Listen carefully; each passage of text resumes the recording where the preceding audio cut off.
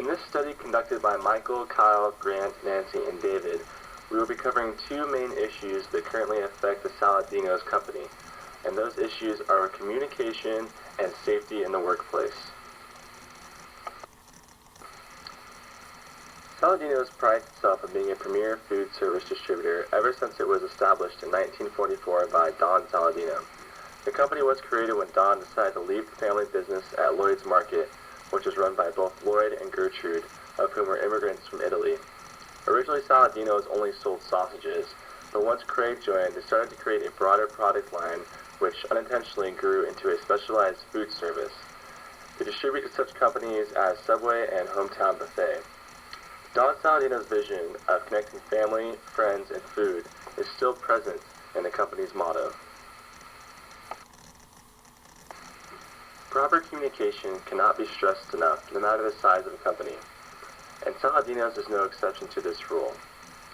In just the last decade, they've expanded from 100 to 417 employees, stretching over 5 states, so communication has become somewhat of a challenge. Our suggestion is to implement smartphones to employees in every branch to take full advantage of email, video chat, and the basics being text and calls. Cisco, a company similar to Saladino's, has been partnered with Sprint for years. Their agreement entails Sprint to provide proper communication for Cisco. Sprint states that these services enhance Cisco's ability to track customers' orders, monitor daily operations, and deliver business-critical information to Cisco employees when they need it. We believe that Saladino's would be able to successfully implement a similar partnership with a communication provider. It seems that not all of Saladino's employees are on the same page, and that the company could benefit from more of a hands-on approach from management. An effective example of this is Mickey Drexler, who is the CEO of J.Crew. He commonly talks with associates looking for their feedback on current issues within the company. Once a week, he holds conference calls with store managers inquiring about customer relations.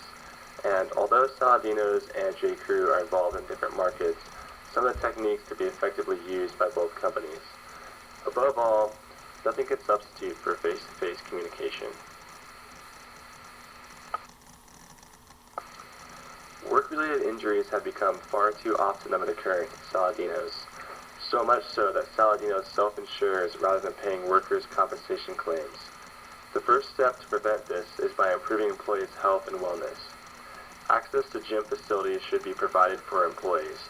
In doing so, injuries should reduce as a result of employees being physically fit.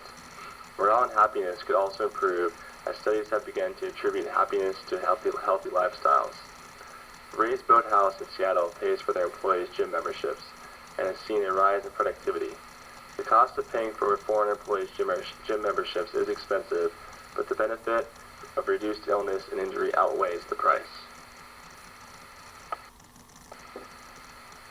Incentives could also be put in place to promote safety and a healthy lifestyle. Just because gyms are offered doesn't necessarily mean employees will take advantage of them. If employee time spent in the gym can be tracked, those who frequent the gym more often than others could receive an incentive.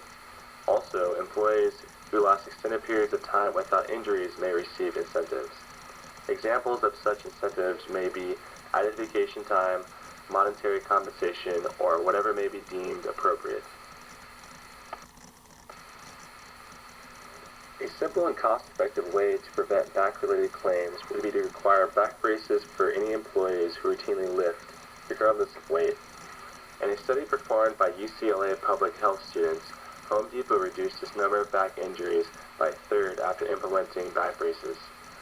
Although the study took place 15 years ago, the human body has not changed enough in that time span to make the findings relevant. Regardless of age, race, or gender, back injuries were reduced.